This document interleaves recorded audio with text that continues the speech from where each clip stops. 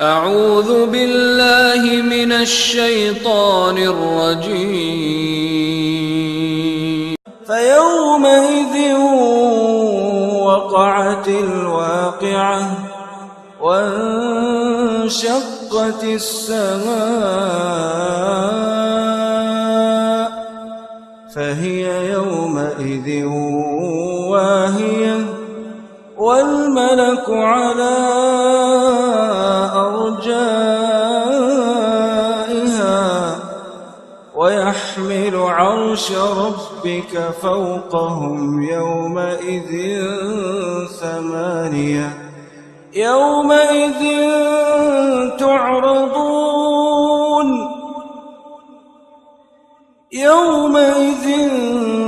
تعرضون لا تخفى منكم خافية.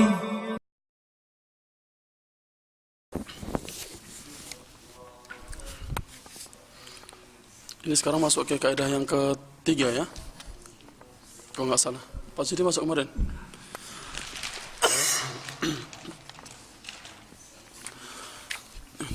Bismillahirrahmanirrahim. Assalamualaikum warahmatullahi wabarakatuh. Innal hamdalillah nahmaduhu wa nasta'inuhu wa nastaghfiruh wa na'udzu billahi min shururi anfusina wa min sayyiati a'malina. من يهده الله فلا مضل له ومن يضلل فلا هادي له أشهد أن لا إله إلا الله وحده لا شريك له وأشهد أن محمدا عبده ورسوله يا أيها الذين آمنوا اتقوا الله حق تقاته ولا تموتن إلا وأنتم مسلمون يا أيها الناس اتقوا ربكم الذي خلقكم من نفس واحدة وخلق منها زوجها وبث منهما رجالا كثيرا ونساء واتقوا الله الذي تساءلون به والأرحام إن الله كان عليكم رقيبا يا أيها الذين آمنوا اتقوا الله وقولوا قولا سديدا يصلح لكم أعمالكم ويغفر لكم ذنوبكم ومن يطع الله ورسوله فقد فاز فوزا عظيما أما بعد فإن أصدق الحديث كتاب الله خير الهدي هدي محمد صلى الله عليه وسلم وشر الأمور محدثاتها فإن كل محدثة بدعة وكل بدعة ضلالة وكل ضلالة في النار. Bapak-bapak dan ibu-ibu yang dimuliakan oleh Allah Subhanahu wa taala. Alhamdulillah, segala puji bagi Allah Subhanahu wa taala. Kita masih bisa melanjutkan kajian ini sebagaimana biasa. Dan pada minggu sebelumnya kita membahas tentang kaidah-kaidah dalam penghisaban, yang dimana di situ Allah Subhanahu wa taala yang pertama adalah dikatakan keadilan yang sempurna yang tidak ada padanya kezaliman sedikit pun, yaitu Allah Subhanahu wa taala mengharamkan padanya kezaliman dan dijadikan pada hambanya itu kezaliman itu adalah sesuatu yang diharamkan. Maka Allah Ta'ala mengatakan fala tadzalamu, janganlah kalian saling menzalimi. Setiap orang akan diberikan apa yang telah diusahakan secara sempurna, sebagaimana firman Allah Subhanahu wa taala thumma tuwaffa kullu nafsin ma kasabat wa hum la yuzlamun. Setiap orang akan diberikan secara sempurna apa yang telah dia kerjakan sebelumnya dan mereka tidak dizalimi. Seberat semut yang paling kecil atau seberat atom pun mereka tidak akan dizalimi. Semua apa yang telah mereka kerjakan mereka akan diberikan dengannya. Kemudian kaidah yang kedua kita ambil bahwasanya seorang itu tidak akan diambil dengan dosa orang lain, atau seorang itu akan tidak dipikulkan dosa orang lain untuknya. Ya, artinya bahwasanya seorang itu hanya akan memikul apa yang pernah dia kerjakan. Dia akan diberikan balasan sesuai dengan apa yang telah dia kerjakan. Sebagaimana firman Allah Subhanahu wa taala yang sudah kita ambil dalam surat Al-An'am, wala taziru waziratun wizra ukhra. Seseorang itu tidak akan wala taziru wazirah wizra ukhra. Seorang itu tidak akan menanggung dosanya orang lain. Ya, begitu juga dalam surat Al-Isra dan yang lainnya, bahwasanya setiap orang akan memikul dosanya masing-masing. Tetapi dalam surat An-Nahl dan surat Al-Ankabut dikatakan bahwasanya wala yahmilunna athqalahum wa athqalan ma'a athqalihim. Begitu juga liyahmilu auzarahum kamilatan yaumal qiyamah. Mereka akan membawa dosa mereka secara sempurna pada hari kiamat, dan juga dosa-dosa orang yang pernah disesatkannya dengan tanpa ilmu, ya, dan dosa orang-orang yang disesatkannya tanpa ilmu. Maka di sini maksudnya adalah apabila dia sebagai penyebab orang itu kemudian celaka, artinya dia menyebabkan orang itu tersesat, dia mengajak kepada orang untuk berbuat kejahatan, maka dosa yang dikerjakan oleh orang tersebut dia juga akan memikulnya, ya. Dosa yang dikerjakan oleh orang tersebut juga akan dipikulkan untuknya, karena dia yang menyebabkan orang tersebut mengetahui jalan keburukan itu. Kemudian kaidah yang ketiga adalah itla'ul ibadi ala ma qaddamuhu min a'mal, yaitu diperlihatkan kepada seorang hamba itu apa yang telah dikerjakan dari perbuatannya, ya, diperlihatkan semuanya. Dan itu disebutkan dalam beberapa surat, di antaranya dalam surat Al-Kahfi, wajadu ma 'amilu hadira wa la yadhlimu rabbuka ahada. Mereka menjumpai apa yang telah mereka kerjakan itu hadir, ada di depan mereka, dan mereka tidak, dan Allah Subhanahu wa taala tidak menzalimi seorang pun di antara mereka. Begitu juga surat Al-Isra ayat 13 dan 14. Kemudian berikutnya kaidah yang keempat adalah dilipat gandakannya pahala dunas sayyiat dan tidak pada keburukan. Artinya di antara karunia Allah Subhanahu wa taala bahwasanya Allah Subhanahu wa taala melipat gandakan kebaikan itu dari 1 menjadi 10 sampai 700 kali lipat lebih. Allah Subhanahu wa taala berfirman dalam surat Al-An'am ayat 160, "Man jaa'a bil hasanati falahu 'asyru amsalihha." Barang siapa yang mengerjakan perbuatan kebaikan, maka bagi dia pahala 10 kali lipat.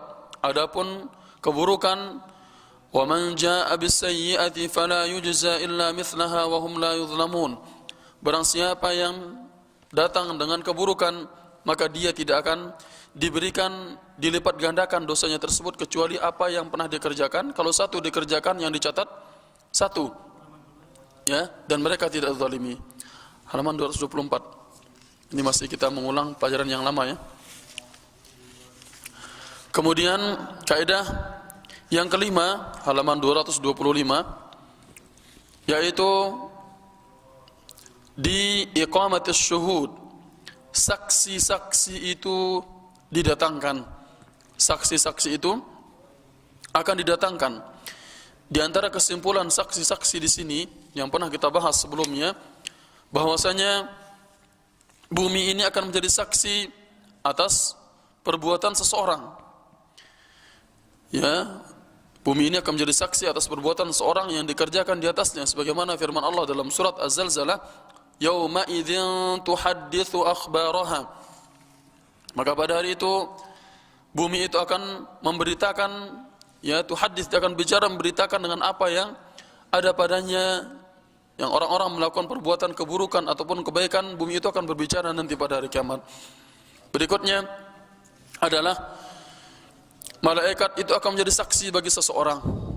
Ya, karena malaikat yang mencatat amal perbuatan seseorang, maka malaikat itu akan menjadi saksi atas perbuatan yang dilakukan oleh seorang hamba di dunia.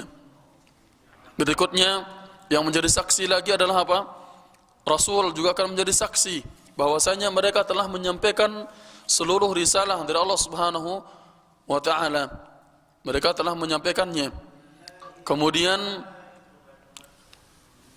berikutnya adalah kita juga akan menjadi saksi bagi umat-umat sebelumnya.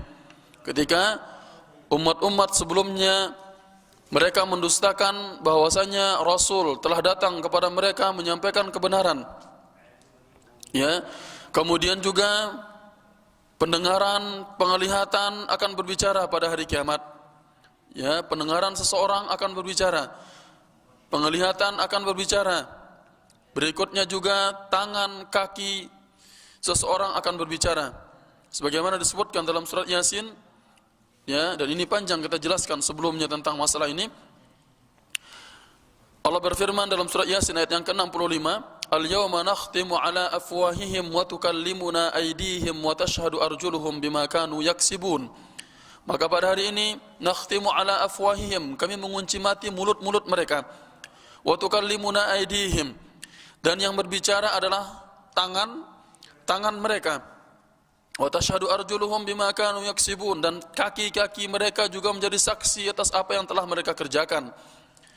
Ini adalah, ya, apabila seorang itu mendustakan apa yang dicatat oleh malaikat. Bahkan Allah Ta'ala menanyakan kepada mereka, "Adzalamaka katabatil hafizin?"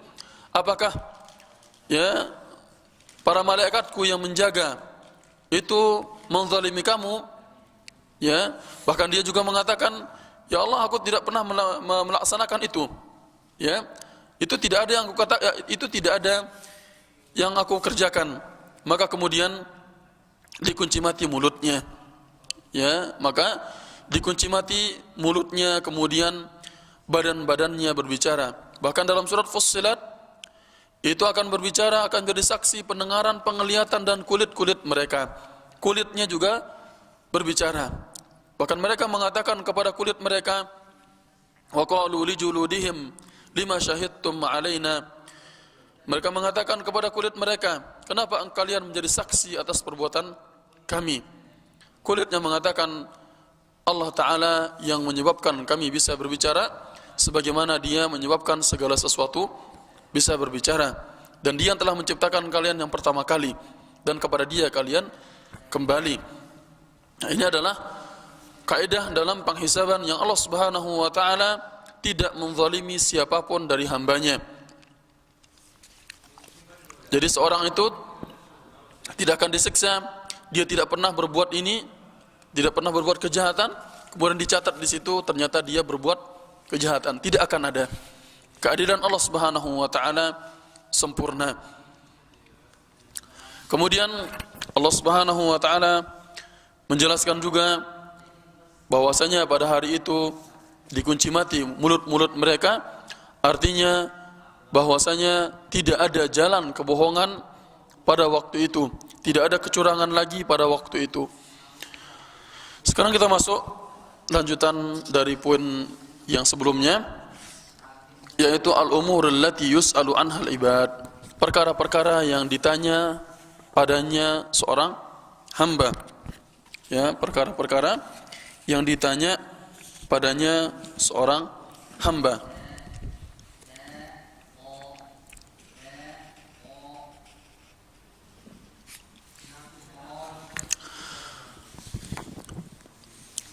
Allah Subhanahu wa Ta'ala berfirman dalam surat As-Saffat ayat yang ke-24, "Waqifuhum innahum mas'ulun." Ya, hakadha qala Rabbuna tabaraka wa ta'ala. Ya, waqifuhum innahum mas'ulun, dan mereka semuanya akan ditanya oleh Allah Subhanahu wa Ta'ala. Allah Subhanahu wa Ta'ala akan menanyakan kepada hambanya apa yang telah mereka kerjakan. Allah Subhanahu wa Ta'ala akan menanyakan kepada seorang hamba apa saja yang telah mereka kerjakan di dunia, baik dari perbuatan-perbuatan mereka, ya, baik perbuatan-perbuatan mereka akan ditanyakan oleh Allah Subhanahu wa Ta'ala. Kemudian juga niat-niat hati mereka juga akan ditanya. Kemudian juga ucapan-ucapan mereka juga ditanya oleh Allah Subhanahu wa Ta'ala. Ya, waqifuhum, dan tahanlah mereka, innahum mas'ulun, karena sungguhnya mereka itu akan ditanya. Wa qad waradatin nusus fi asya'i yus'alu anhal ibad, dan nas-nas telah banyak datang pada perkara-perkara yang ditanya padanya seorang hamba nanti pada hari kiamat. Semua kita akan mempertanggungjawabkan amalan-amalan yang telah kita kerjakan dahulu di dunia. Oleh karena itu sekarang ini kita sedang berada di ujian. Pada hari kiamat nantilah kita akan memetik hasil dari ujian tersebut. Yang pertama kali akan ditanyakan adalah awalan a'zamuz dzunubi, yaitu asyirk. Dosa yang paling besar yang akan ditanyakan adalah tentang kesyirikan. Tentang syirik. Dosa yang paling besar di sisi Allah Subhanahu wa taala adalah anta ja'ala lillahi niddan wa huwa khalaqak, yaitu engkau menjadikan bagi Allah Subhanahu wa taala sekutu sedangkan Dia yang telah menciptakan kamu. Menjadikan sekutu bagi Allah Subhanahu wa taala sedangkan Allah Subhanahu wa taala yang menciptakan kita. Dan kesyirikan tersebut tidak akan diampuni oleh Allah Subhanahu wa taala selama-lamanya. Sebagaimana disebutkan dalam surat An-Nisa ayat 48, Allah taala berfirman, "Innallaha la yaghfiru an yushraka bihi wa yaghfiru ma duna dzalika liman yasha." Sungguhnya Allah Subhanahu wa taala tidak akan mengampuni dosa syirik dan akan mengampuni dosa selain syirik bagi siapa saja yang Dia kehendaki. Allah Subhanahu wa taala akan mengampuni dosa syirik itu bagi siapa saja yang Dia kehendaki. Wa may yusyrik billahi faqad iftara itsman 'azima, dan barang siapa yang menyekutukan Allah maka sesungguhnya dia telah melakukan dosa yang besar. Ini adalah kesyirikan, yaitu menyekutukan Allah Subhanahu wa taala. Oleh karena itu kita memohon kepada Allah Subhanahu wa taala agar jangan sampai kita menyekutukannya. Karena ada doa yang diajarkan oleh Nabi sallallahu alaihi wasallam kepada kita, Allahumma inni a'udzubika an usyrika bika wa ana a'lam wa astaghfiruka lima la a'lam, atau minan dzambil ladzi la a'lam. Ini adalah tentang kesyirikan yang akan ditanya tentangnya pada hari kiamat nanti. Pastinya di situ pada pembahasan kitab tauhid, syirik itu sendiri ada yang syirik besar, kemudian syirik kecil dan syirik khafi. Ya, syirik besar dan yang mengeluarkan pelakunya dari Islam. Kemudian pada hari kiamat nanti yang segala yang disembah selain Allah Subhanahu wa taala, segala yang disembah selain Allah Subhanahu wa taala itu akan berlepas diri dari orang-orang yang menyembahnya. Ya, akan berlepas diri dari orang-orang yang menyembahnya. Sebagaimana firman Allah Subhanahu wa taala dalam surat Asy-Syu'ara ayat 92 sampai 93, wa qila lahum aina ma kuntum ta'budun, dan dikatakan kepada mereka, di manakah berhala yang dahulu kamu selalu menyembahnya kepada selain Allah Subhanahu wa taala? In dunillah hal yansurunakum aw yantasirun. Yang mereka sembah selain Allah Subhanahu wa taala, hal yansurunakum, apakah mereka dapat menolong kalian? Aw yantasirun, ataukah mereka dapat menolong diri mereka sendiri?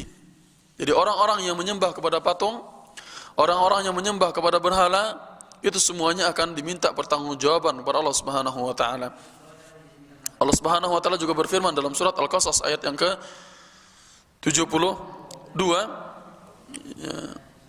74, wa yawma yunadihim fayaqulu aina syuraka'i alladzina kuntum tas'umun.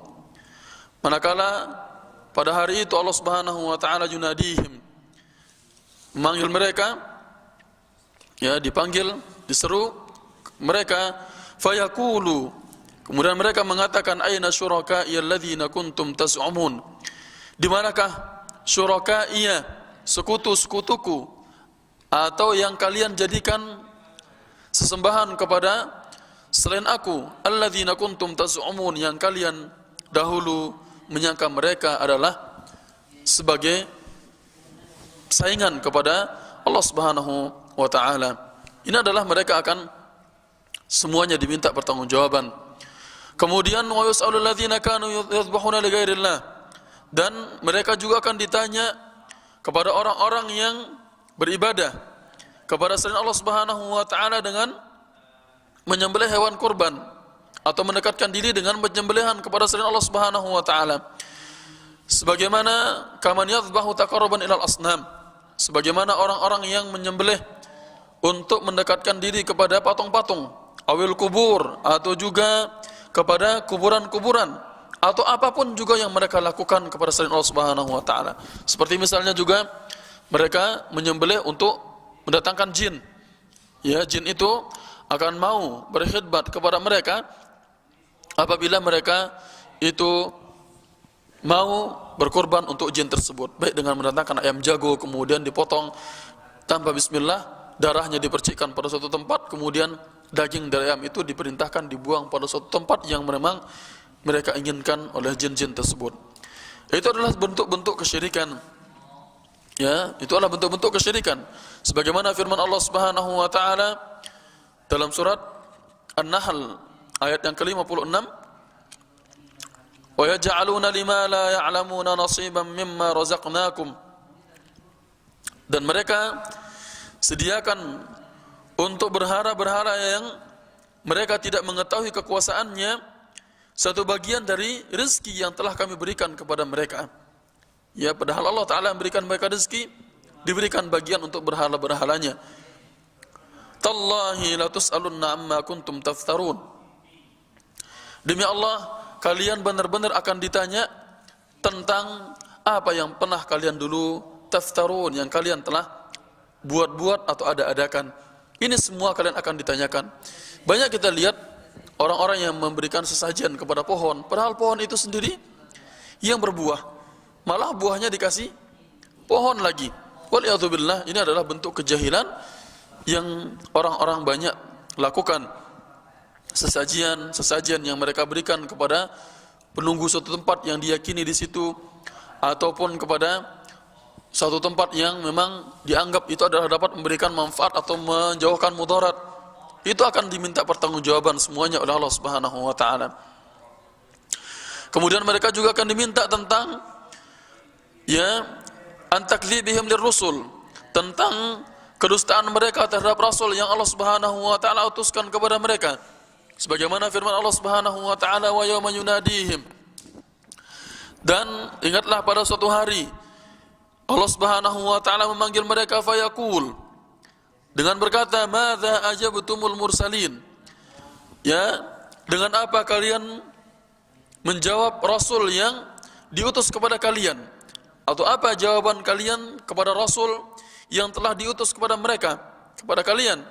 Fa'amiyat alaihimul anba'u yawma idzin fahum la yatasaalun. Ya, maka fa'amiyat alaihimul anba', segala alasan sudah buta. Tidak ada alasan yang mereka bisa sampaikan pada hari itu. Ya, pada hari itu ketika Allah Subhanahu wa taala menanyakan kepada mereka, fahum la yatasaalun, karena itu mereka tidak saling bertanya satu sama lain. Ini adalah tentang dosa kesyirikan yang Allah Subhanahu wa taala akan tanyakan kepada mereka. Tuhan yang mereka sembah juga akan ditanya. Kemudian juga mereka yang menyembah kepada patung atau sesembahan selain Allah juga akan ditanya nanti pada hari kiamat. Karena ini adalah pada hak Allah Subhanahu wa taala. Allah Subhanahu wa taala akan menghapuskan dosa-dosa kita semuanya. Hanya satu syaratnya, jangan sekutukan Dia. Sebagaimana Allah Subhanahu wa taala sebutkan dalam hadis yang sahih, lau balagat dhunubuka ananas sama, seandainya dosa kamu itu penuh langit dan bumi, thumma laqitani la tusyriku bi syai'a, kemudian kamu datang kepada saya dengan tidak menyekutukan saya dengan sesuatu apapun, tidak syirik. Kalian membawa dosa yang sangat banyak sekali, tapi datang kepada saya tidak menyekutukan saya, kalian tidak syirik. Ya, Allah berfirman, lakaitu kabi qurabiha maghfirah, aku akan datang kepada kalian yang serupa dengan itu ampunan. Artinya Allah Subhanahu wa taala akan mengampuni seluruh dosa kita, syaratnya adalah tidak syirik. Ya, syaratnya adalah tidak syirik, tidak menyekutukan Allah Subhanahu wa taala. Karena kesyirikan ini adalah hak Allah Subhanahu wa taala dan bentuk kezaliman yang sangat besar, sebagaimana firman Allah Subhanahu wa taala, "Innasyirka la dzulmun 'adzim."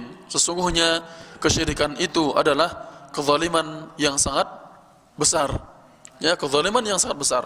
Dan kita sudah sebutkan sebelumnya bahwasanya Allah telah mengharamkan kezaliman itu pada dirinya dan dijadikan kezaliman itu haram pada makhluknya, pada hambanya. Maka kita tidak boleh saling menzalimi. Dan kezaliman yang dilakukan oleh seorang hamba adalah ketika dia menyekutukan Allah Subhanahu wa taala. Kemudian kita juga membahas pada daurah sesi yang pertama dulu, ya, ketika daurah hari Sabtu pagi kita membahas tentang hak Allah Subhanahu wa taala. Ya.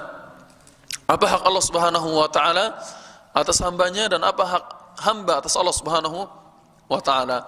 Hak Allah Subhanahu wa taala atas hambanya adalah an ya'buduhu wa la yusyriku bihi syai'a. Hendaklah mereka menyembah kepada Allah Subhanahu wa taala dan mereka tidak menyekutukannya dengan sesuatu apapun. Adapun hak hamba terhadap Allah Subhanahu wa taala adalah an la yu'adziba man la yusyriku bihi syai'a.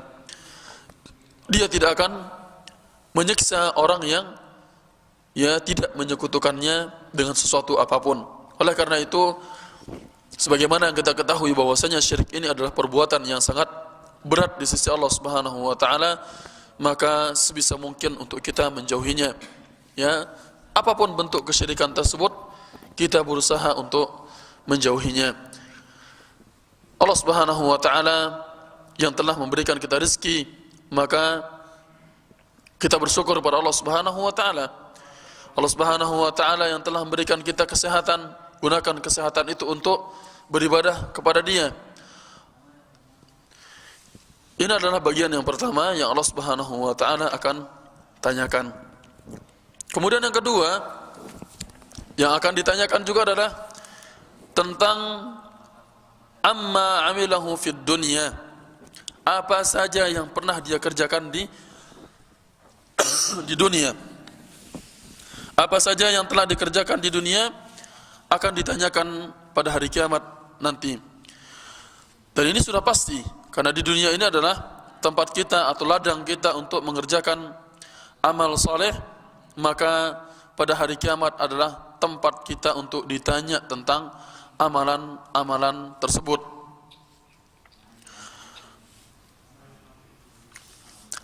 Allah Subhanahu wa taala berfirman dalam surat Al-Hijr ayat yang ke-92 dan sampai 93, "Fa wa rabbika lanas'alannahum ajma'in amma kanu ya'malun." Fa wa rabbika, maka demi Tuhanmu, lanas'alannahum ajma'in, kami akan benar-benar bertanya kepada mereka semuanya, amma kanu ya'malun, terhadap apa yang telah mereka kerjakan. Kami benar-benar akan bertanya kepada mereka terhadap apa yang telah mereka kerjakan. Iya. Naam, yas'aluhum ajma'in. Allah Subhanahu wa taala akan bertanya kepada mereka semuanya. Al-kullu yas'al, semua akan ditanya.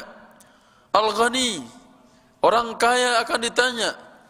Orang miskin akan ditanya. Raja akan ditanya, pemimpin akan ditanya. Al-arabi wal ajami, orang Arab akan ditanya. Orang ajami juga akan ditanya, artinya non-Arab juga akan ditanya. Orang yang putih akan ditanya, orang hitam akan ditanya. Hamba dan orang yang merdeka juga akan ditanya. Seluruh mereka akan diminta pertanggungjawaban oleh Allah Subhanahu wa taala atas apa yang telah mereka kerjakan dahulu di dunia. Jadi apapun gerak-gerik kita nanti di dunia ini yang sekarang kita lakukan, kita akan ditanya. Sampai-sampai Syekh Utsaimin sendiri ketika menjelaskan tafsir juz amma itu sendiri, dia mengatakan apa? Apa yang saya sampaikan kepada kalian hari ini, sekarang ini akan ditanya nanti di hadapan Allah Subhanahu wa taala. Yang saya sampaikan ini pun akan ditanya oleh Allah Subhanahu wa taala. Kemudian Imam Malik juga mengatakan tentang orang-orang yang mengeluh ketika dia sakit. Ya, dia mengatakan innal anina yus'al yuktab.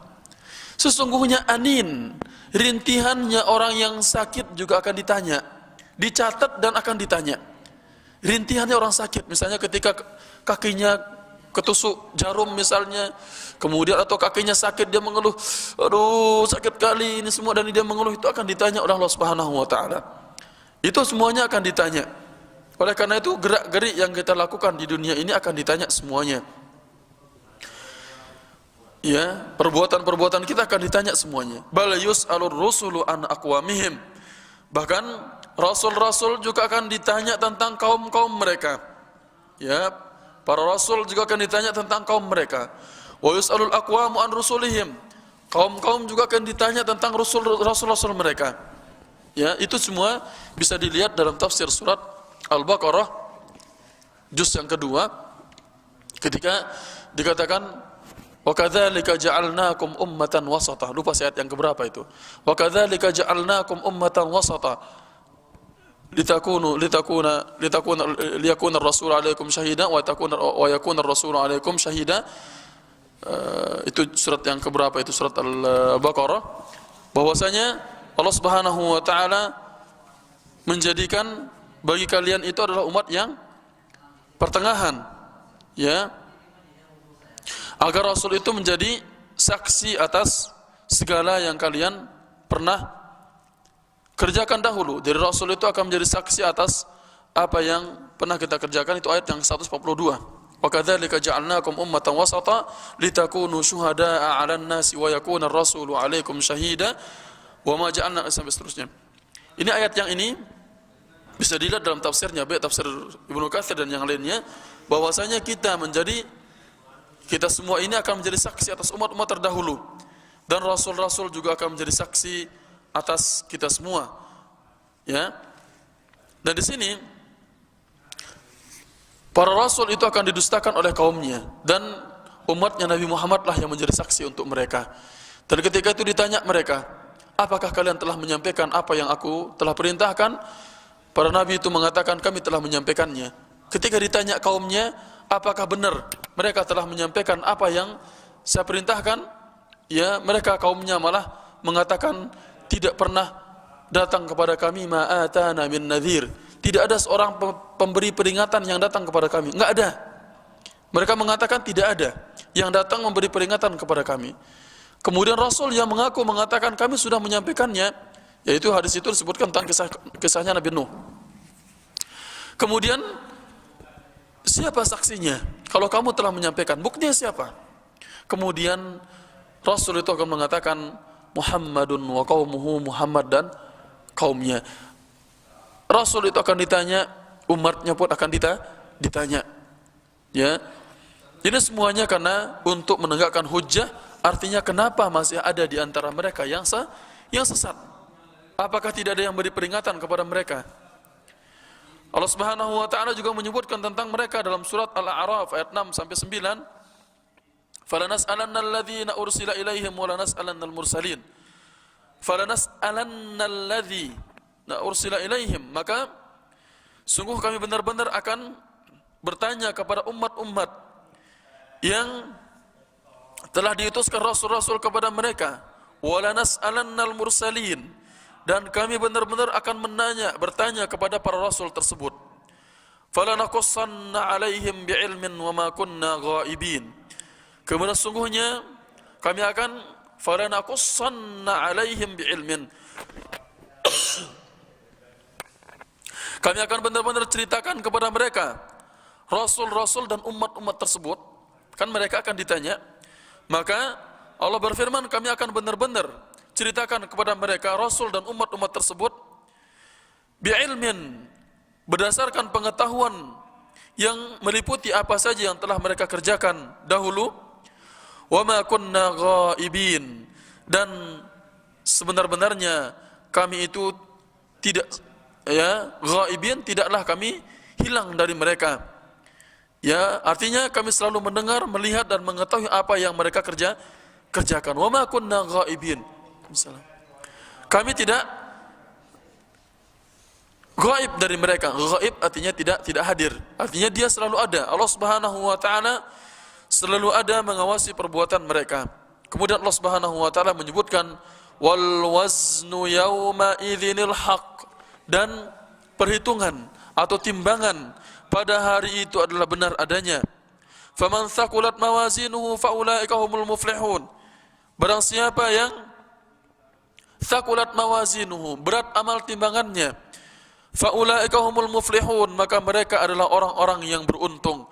Tapi waman khaffat mawazinuhu, siapa saja yang ringan amal timbangan mereka, maksudnya di sini ringan amal timbangan yang baiknya, yang berat adalah yang buruknya, faulaika alladzina khasiru anfusahum, mereka itu adalah orang-orang yang merugi diri mereka sendiri, bima kanu bi ayatina yadhlimun, karena mereka telah berlaku zalim terhadap ayat-ayat yang kami berikan kepada mereka. Mereka telah menempatkannya bukan pada tempatnya. Ini adalah mereka akan ditanya, Rasul itu akan ditanya, dan juga orang-orang yang diutus kepada mereka juga akan ditanya pada hari kiamat. Jadi tidak ada celah-celah untuk seorang itu akan berdusta, berbohong. Ketika orang salah misalnya, emang kamu nggak tahu? Oh, kami nggak tahu, padahal dia sudah tahu. Itu bisa saja di dunia kita berkelit. Pada hari kiamat tidak ada. Karena saksi itu sudah banyak yang akan memberikan persaksian yang sebenar-benarnya apabila ternyata yang kita sampaikan itu tidak seperti apa yang ada di dalam catatan tersebut.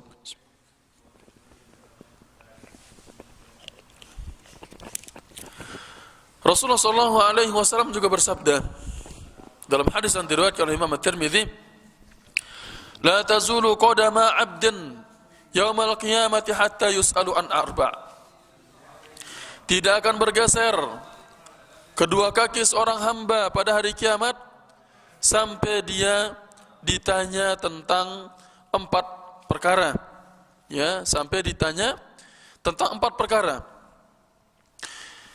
Yang ditanya adalah an umrihi fima afnah, tentang umurnya, untuk apa dia habiskan umurnya. Usia yang Allah Subhanahu wa taala berikan kepada kita ini akan diminta pertanggungjawabannya. Untuk apa kita gunakan umur tersebut? Akan diminta pertanggungjawabannya. Wa an ilmihi madza amila bihi, dan akan ditanya tentang ilmunya. Untuk apa dia kerjakan ilmunya tersebut? Kita telah belajar, kita gunakan apa ilmu tersebut? Ya. Kemudian berikutnya wa an malihi min aina iktasabahu wa fima anfaqah. Dan tentang hartanya, dari mana dia mendapatkan harta tersebut dan kemana dia infakkan. Harta ini ditanya 2. Dari mana dan kemana? Ya. Dari mana dan kemana? Ini akan ditanya oleh Allah Subhanahu wa ta'ala. Kalau kita mendapatkannya dari jalan yang halal, maka akan ditanya lagi, apakah dikeluarkan pada jalan yang halal atau yang baik juga. Ya, ini semuanya akan ditanya oleh Allah Subhanahu wa ta'ala. Oleh karena itu, para ulama sampai mengatakan, ya, orang yang pelit pada dirinya di dunia, ya, dia sudah susah mencari harta di dunia, dia tidak menikmatinya di dunia, tetapi pada hari kiamat itu dia akan ditanya, ya, ditanya dia pada hari kiamat tentang apa yang telah dia peroleh dari rezeki tersebut. Banyak ditinggalkan harta warisan untuk keluarganya, dan itu akan ditanya semua oleh Allah Subhanahu wa taala.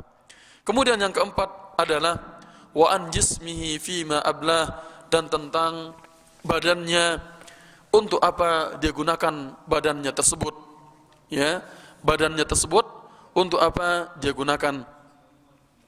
Ini adalah hadis yang diriwayatkan oleh Imam At-Tirmidzi. Kemudian pada hadis yang lain yang mungkin sering kita dengar hadis tersebut, juga riwayatnya Imam At-Tirmidzi tentang masalah tersebut, la yazulu qadama 'abdin, tidak akan bergeser kaki seorang hamba sampai ditanya kepada dia tentang 5 perkara. Ini hadis riwayatnya Imam Tirmidzi juga. Akan ditanya kepada dia tentang 5 perkara juga. Yang pertama diantaranya adalah tentang umurnya, untuk apa dihabiskan umurnya tersebut. Kemudian ditanya tentang masa mudanya, wa an syababihi fima ablah, tentang masa mudanya, untuk apa dihabiskan masa muda tersebut. Ya, masa muda itu akan ditanya, karena pada waktu itulah kekuatan yang diberikan oleh Allah Subhanahu wa taala kepada seorang. Masa kecil, masa bermain mereka, dan dia tidak akan ditanya karena masih belum mukallaf. Orang masa yang sudah tua misalnya, dia sudah lemah, dia sudah banyak meninggalkan kewajiban-kewajiban, puasa sudah tinggal bayar fidyah, haji sudah tinggal dibadalkan haji atau didorong lagi misalnya. Itu semuanya semakin kurang kewajiban-kewajiban tersebut ketika dia sudah semakin tua. Oleh karena itu masa kekuatan yang sekarang Bapak atau saya misalnya semua atau ibu-ibu di sini bukan berarti masa muda artinya masa gadis. Kalau begitu biar anak saya nggak ditanya pada hari kiamat, nikahkan dia usia 11 tahun misalnya. Enggak. Ya masa muda yang dimasukkan di situ adalah masa ketika seseorang itu di puncak kekuatan pada badannya, ya di puncak kekuatan pada badannya. Oleh karena itu yang masih usia 30, 20 misalnya itu adalah masa mudanya. Mulai masa tua itu sendiri dihitung dari usia berapa? Usia 40. Usia 40 itu dihitungnya mulai masa tua. Usia nyanyuk itu sendiri sudah mulai ketika hilangnya ingatan seseorang, yang melemahnya badan seseorang. Kemudian berikutnya ditanyakan tentang masa mudanya untuk apa digunakan. Kemudian wa an malihi min aina iktasabahu wa fima anfaqah, tentang hartanya dari mana dia dapatkan, kemana dia infakkan. Kemudian wa an ilmihi fima amil, dan tentang ilmunya untuk apa dia kerjakan, untuk apa dia gunakan ilmunya tersebut. Itu semuanya akan diminta pertanggungjawaban oleh Allah Subhanahu wa taala. Oleh karena itu pada hadis yang disebutkan tadi, bagaimana hadis ini menyebutkan tentang bukan berarti kita itu tidak boleh menjadi orang yang kaya. Ya, bukan berarti tidak boleh kita menjadi orang yang kaya, tidak mengumpulkan harta. Para sahabat juga banyak di antara mereka orang yang kaya, tetapi sebagai orang kaya adalah orang kaya yang dermawan. Sebab mereka adalah orang kaya yang dermawan. Semakin banyak orang itu akan mengumpulkan harta, maka semakin banyak atau semakin lama juga dia akan ditanya oleh Allah Subhanahu wa taala, karena banyak yang akan dipertimbangkan. Ya, banyak yang akan dipertimbangkan. Sedikit hartanya semakin sedikit yang akan diperhitungkan di situ, sebagaimana masal atau perumpamaan yang disebutkan oleh seseorang tentang masalah itu. Ada yang masuk supermarket yang hanya membawa khubus dan misalnya beberapa makanan saja, begitu di kasir dia hanya sebentar saja dan lewat. Ya, di kasir dan lewat. Apa yang diambil, mana bayarnya? Itu aja di kasir. Tapi ketika orang yang banyak membawa barang, maka lama dia akan diproses di situ. Itu hanya perumpamaan singkat tentang bagaimana lamanya orang tersebut. Maka apabila lama seseorang tersebut di dalam perhitungan di situ, maka semakin lama juga dia akan masuk ke dalam surga. Semakin cepat dia dihitung amal perbuatannya, maka cepat juga dia akan menuju surga. Ya, oleh karena itu Rasulullah SAW menjelaskan dalam hadis yang diriwayatkan oleh Imam Muslim, bahwasanya orang-orang muhajirin, orang-orang fakir dari kalangan muhajirin, mereka lebih dahulu masuk surga. Ya, mereka lebih dahulu masuk surga 40 tahun dibandingkan dengan orang kaya. Orang muhajirin lebih dahulu masuk surga 40 tahun dibandingkan dengan orang kaya. Itu adalah hadis yang diriwayatkan oleh Imam Muslim, bahwasanya orang-orang muhajirin yang fakir pada hari kiamat lebih dahulu masuk surga 40 tahun dibandingkan dengan orang-orang yang kaya. Ini mereka yang, ya, karena mereka datang ke sana, dan di antara mereka orang muhajirin di situ, mereka adalah ashabus suffah. Ashabus suffah ini jumlah mereka yang sangat miskin sekali keadaannya, itu sekitar 70 orang.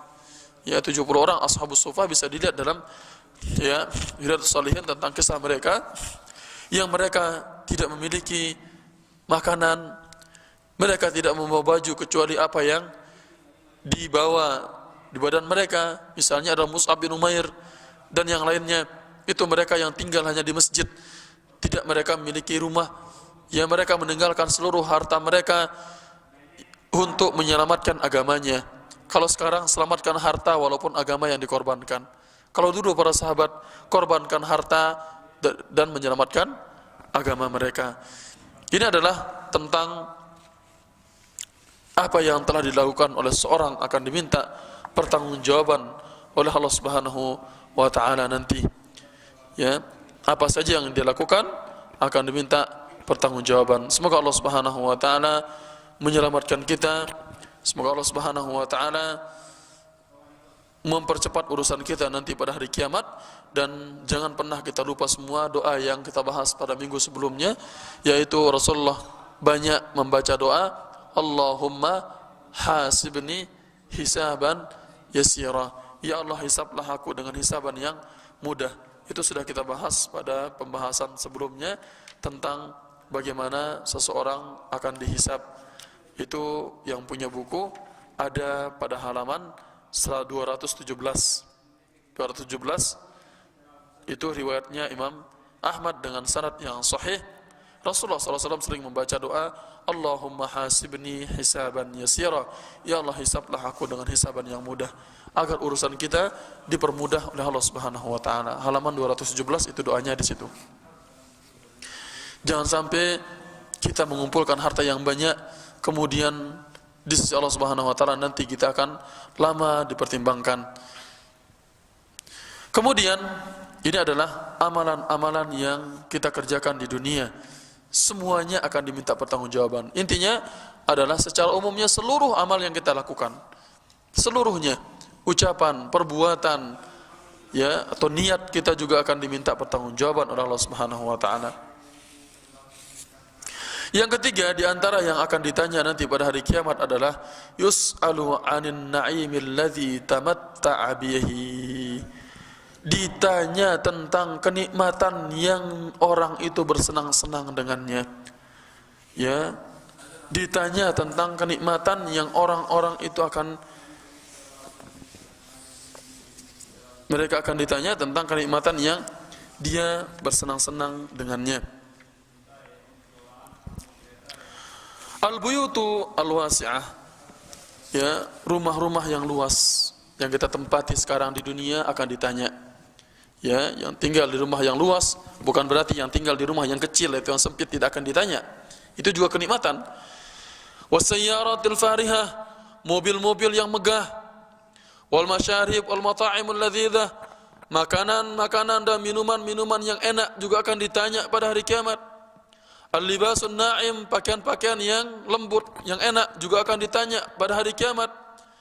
Yang memiliki pembantu wal khadam, pembantu-pembantu yang memiliki pembantu juga akan ditanya pada hari kiamat.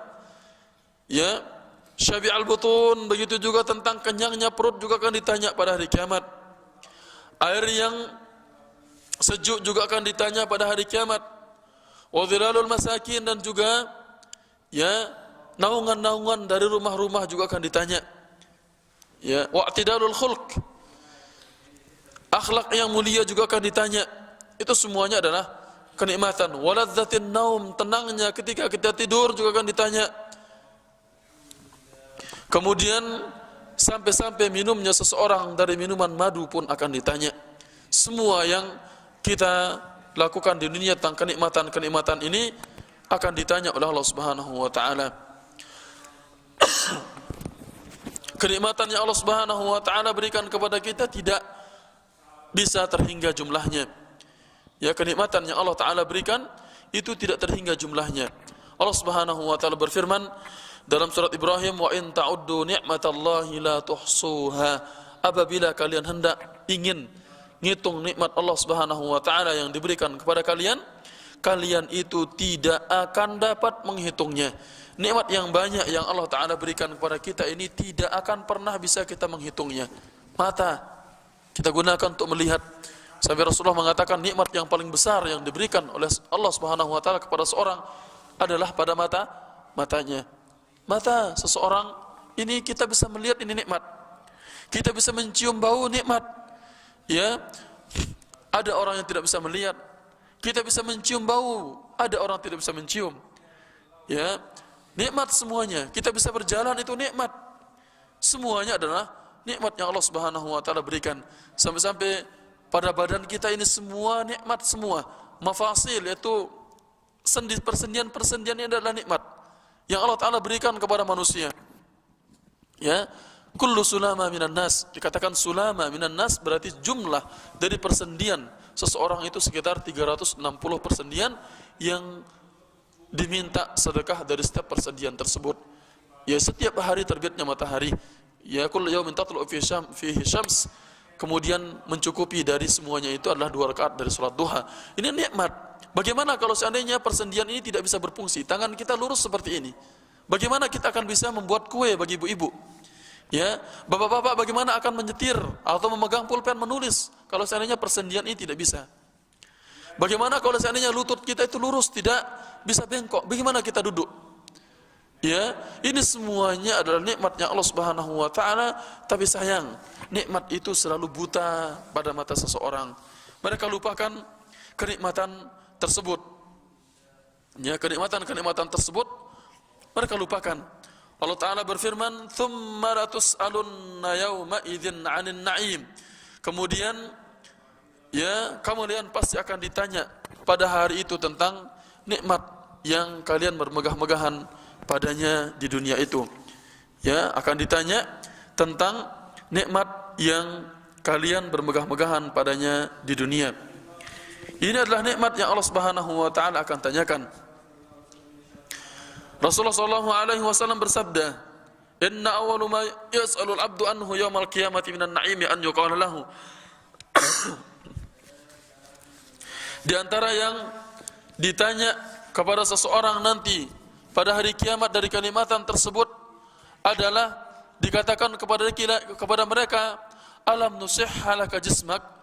Bukankah kami telah menyehatkan badan kamu? Ya, bukankah kami telah menyehatkan badan kamu? Itu akan ditanya oleh Allah Subhanahu wa taala. Wa nurwika minal ma'il barid. Kemudian kami telah mengenyangkan kamu dari air yang dingin. Kami telah mengenyangkan kamu dari dengan air yang dingin. Ini semuanya akan ditanya oleh Allah Subhanahu wa taala. Kemudian dalam sebuah riwayat yang sahih, mungkin yang melihat atau yang pernah ikut tafsir surat Al-Hakumut Takatsur, At-Takatsur, itu panjang tentang tafsir yang dijelaskan oleh Syaikhul padanya, bermegah-megahan telah melalaikan kalian hatta zurtumul maqabir, sampai kalian masuk ke dalam kuburan. Kemudian mulai dari ayat seterusnya, kalla sawfa ta'lamun, thumma kalla sawfa ta'lamun, kalla law ta'lamuna ilmal yaqin, la tarawunnal jahim, thumma la tarawunnaha 'ainal yaqin, thumma la tus'alunna yawma idzin 'anin na'im. Ini akan ditanyakan, kemudian kalian benar-benar akan ditanya. Pada ayat ini dibawakan sebuah hadis yang panjang, ya, tentang bagaimana di situ Umar keluar karena lapar. Kemudian dia berjumpa dengan Abu Hurairah. Abu Hurairah pun keluar karena lapar. Ya, dia keluar karena lapar. Kemudian Abu Bakar pun keluar karena lapar.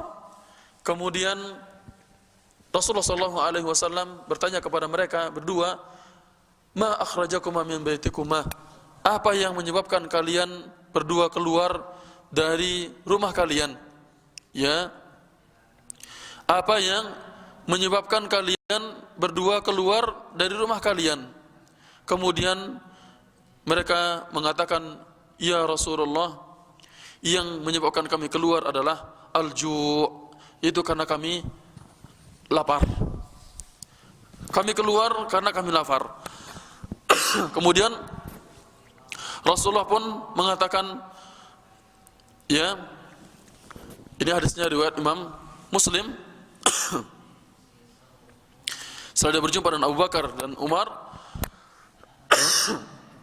kemudian Rasulullah mengatakan, "Wa ana walladzi nafsi biyadihi," dan saya demi jiwaku yang berada di tangannya, "La akhrajani alladzi akhrajakuma qumu faqamu ma'ahum." Sesungguhnya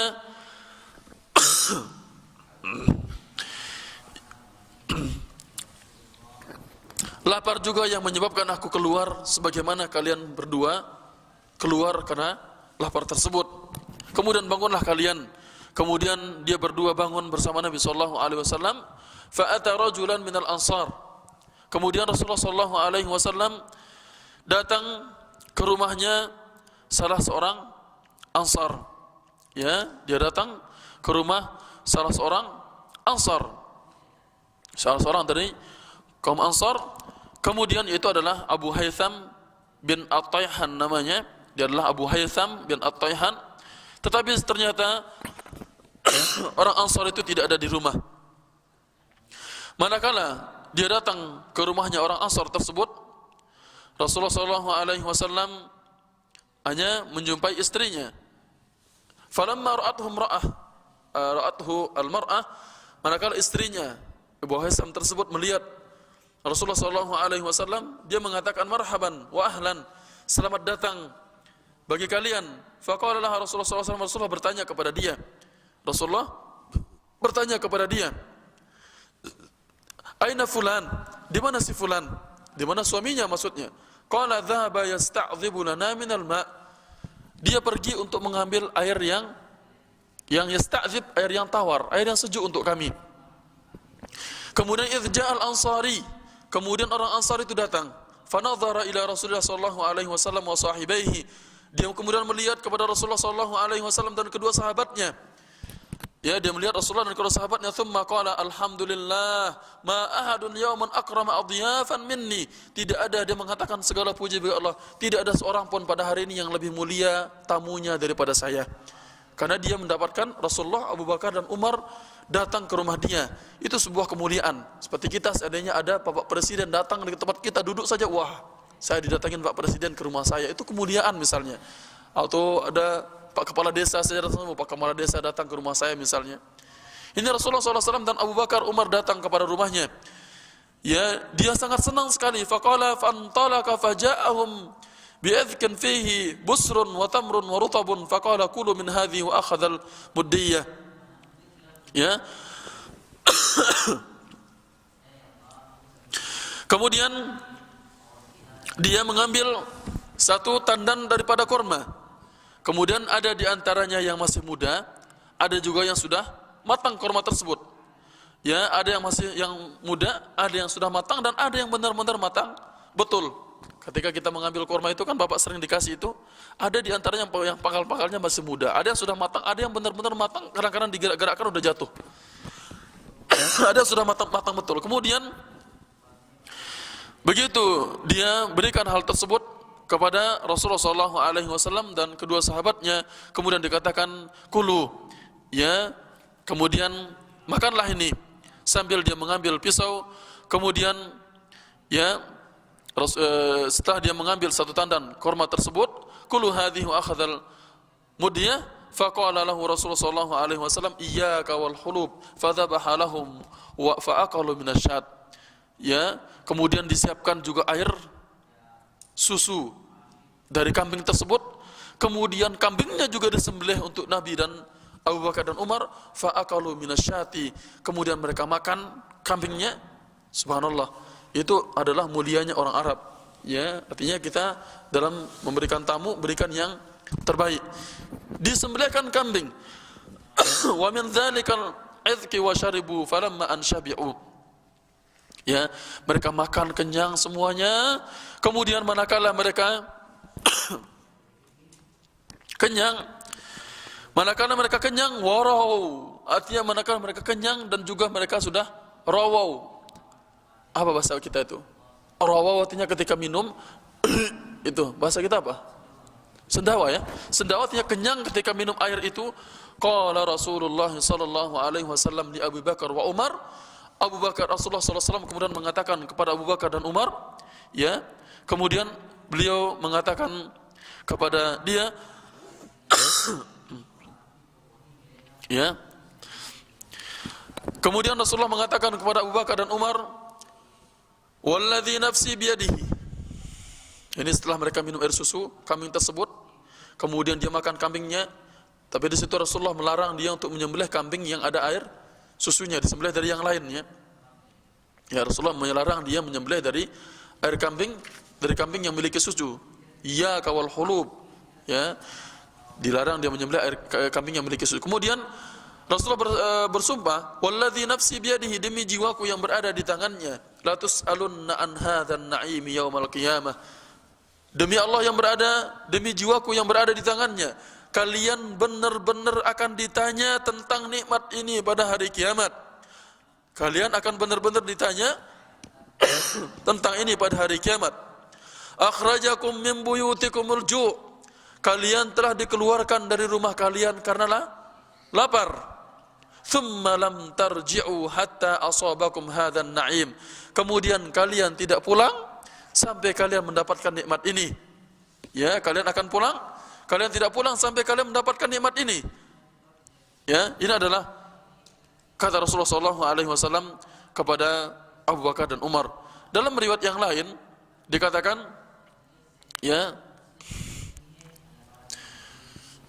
dikatakan bahwasanya mereka akan sama juga ditanyakan tentang kenikmatan yang kalian kenyang padanya.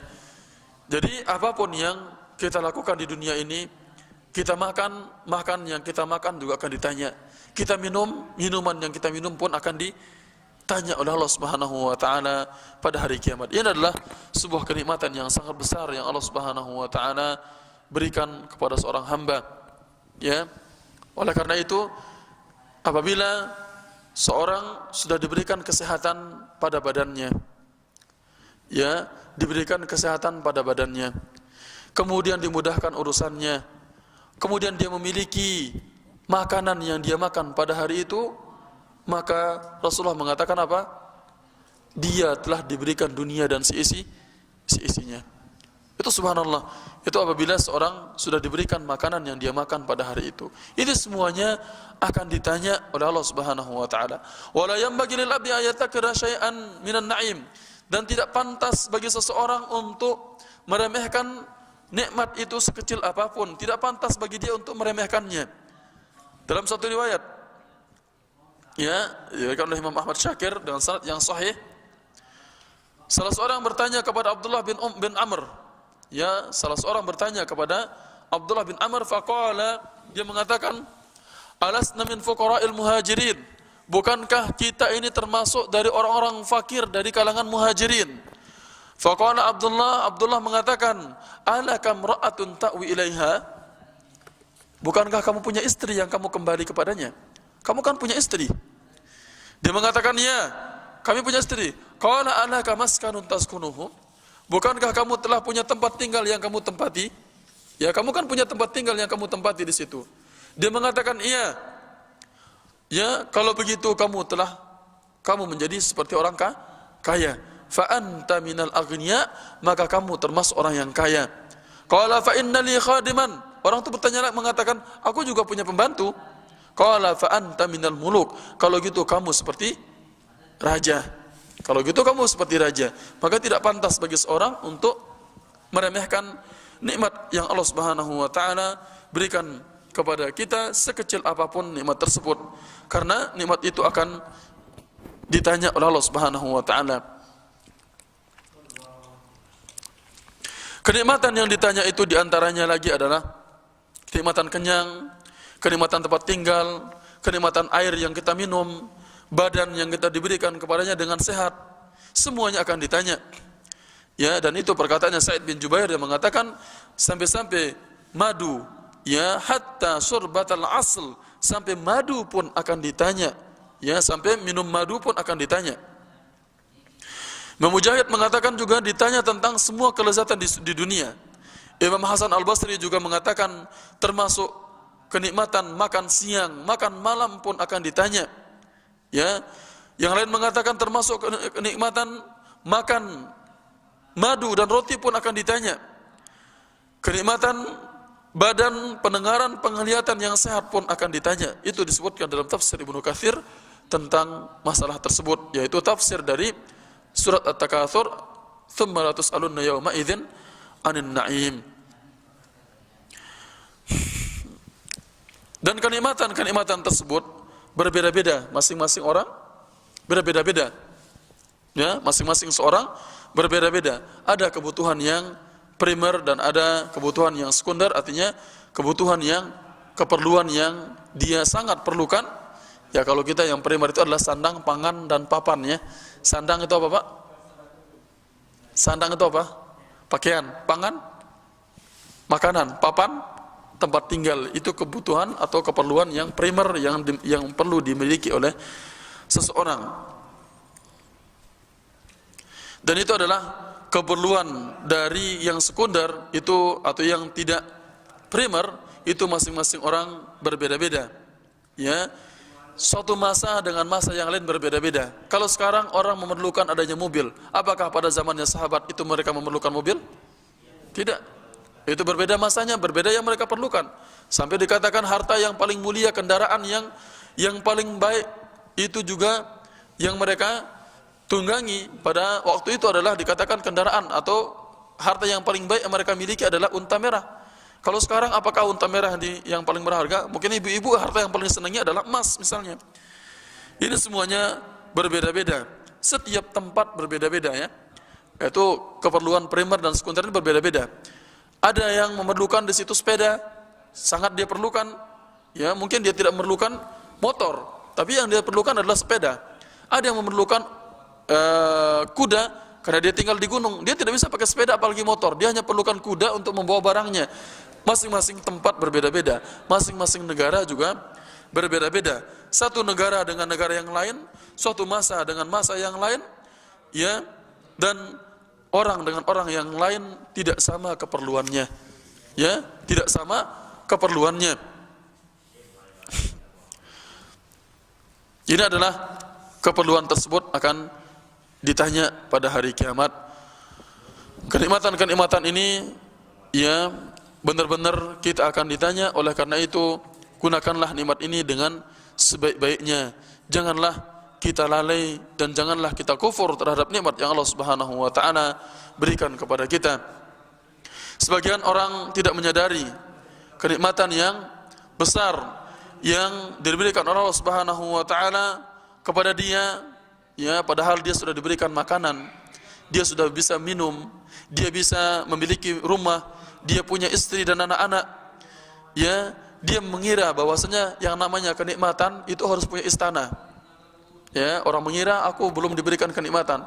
Berapa orang yang saya tanya ketika pulang misalnya, ya Masya Allah antum sehat sekarang ya, antum Masya Allah punya rumah. Apa yang dia bilang?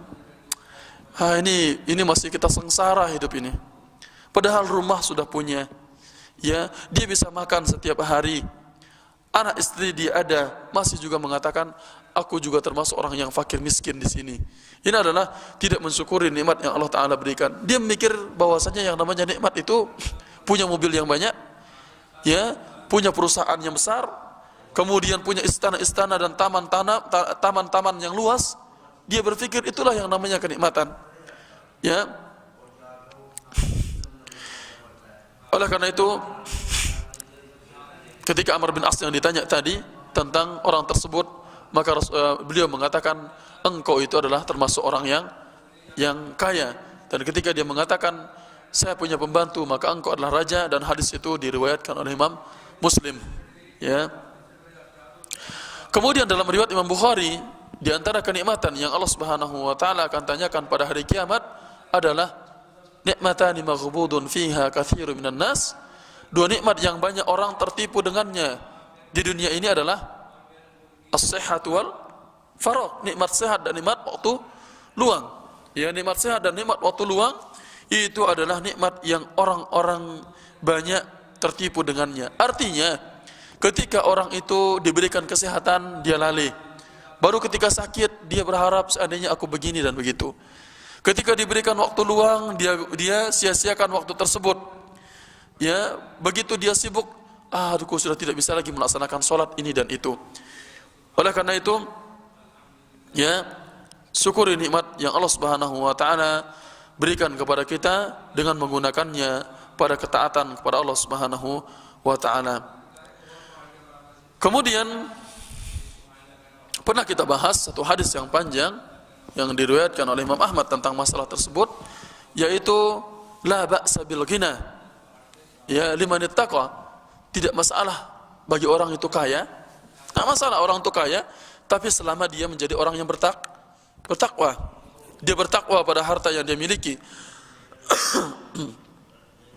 Dan juga tidak masalah bagi orang itu sehat apabila kesehatan itu dia gunakan untuk ketakwaan kepada Allah Subhanahu wa taala. Dan begitu juga ketenangan itu juga ya termasuk sebuah kenikmatan.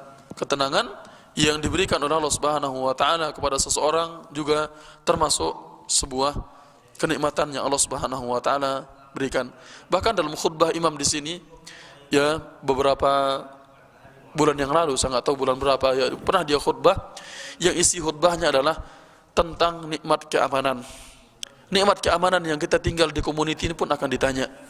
Ya, bapak-bapak, ibu-ibu, saya juga tinggal di sini pun akan ditanya. Ya, kita ditanya di sini, silakan lihat tafsir surat Quraisy. Alladzi atamahum min ju'in wa amanahum min khauf di situ. Nikmat keamanan akan ditanya. Kita tenang di sini, mungkin tidak ada yang itu dan ininya. Kita mudah di sini melakukan apapun, ya minum air, ya kemudian juga memakai listrik apapun yang kita berapapun yang kita perlukan tidak bayar. Air yang kita gunakan juga tidak diminta bayaran darinya. Itu semuanya akan diminta pertanggungjawaban oleh Allah Subhanahu wa taala. Nikmat ini semua akan diminta pertanggungjawaban. Ya.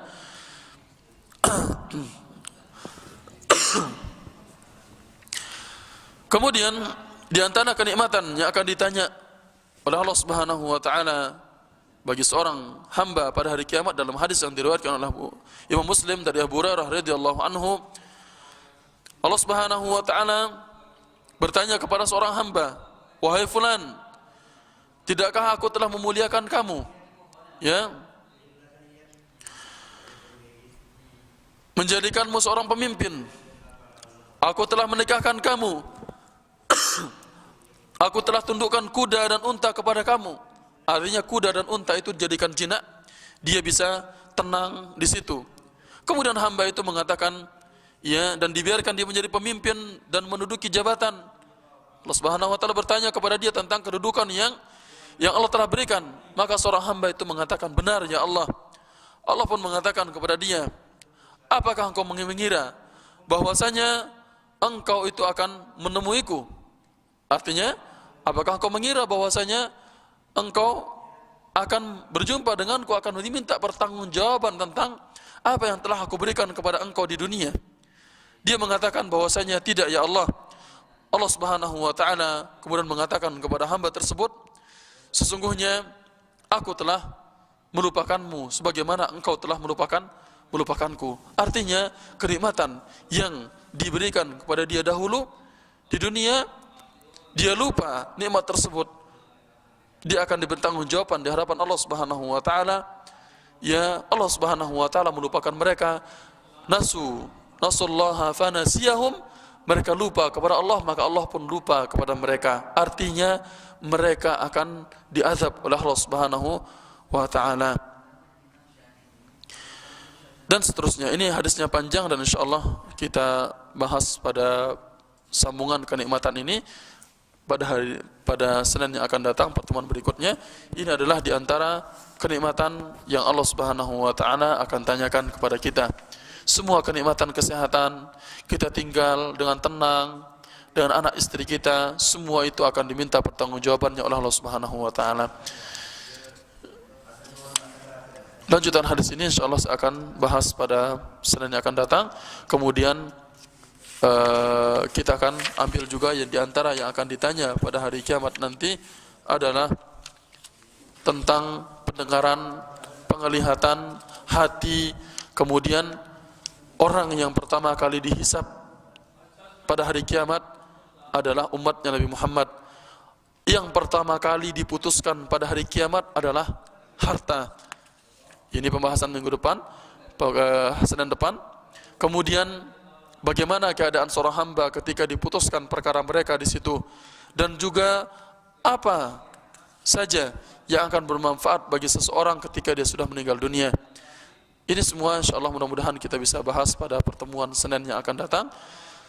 Dan terutama nikmat-kenikmatan ini saya akan lebih tekankan pembahasannya karena di dunia ini kita di sini terutama ya, saya pribadi Ini sudah banyak kenikmatan yang Allah Subhanahu wa taala berikan kepada kita yang tidak bisa kita menghitungnya, dan Allah Subhanahu wa taala akan minta pertanggungjawaban kepada kita tentang nikmat tersebut. Semoga Allah Subhanahu wa taala memudahkan hisab kita pada hari kiamat nanti dan diberikan kita termasuk orang-orang yang menerima catatan amalannya dengan tangan kanannya, dan juga dijadikan sebagai orang-orang yang sebelah kanan dan dimasukkan ke dalam surga. Subhanakallahumma wa bihamdika asyhadu an la ilaha illa anta astaghfiruka wa atubu ilaik. Wassalamualaikum warahmatullahi wabarakatuh.